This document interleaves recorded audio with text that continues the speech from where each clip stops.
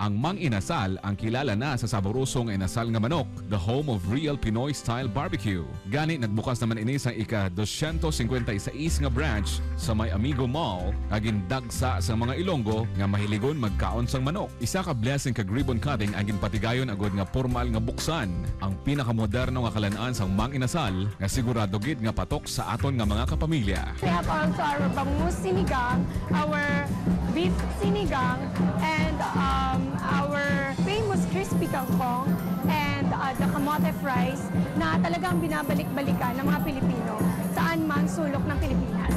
Mang Inasal offers the best quality services and delicious foods nga barato kag super juicy Pinoy-style barbecue sa aton mga kapamilya. Kay diri sa Mang Inasal, convincing. Sa lahat ng mga Ilonggo, nandito naman ang Mang Inasal here in Amigo. Kaya punta na kayo.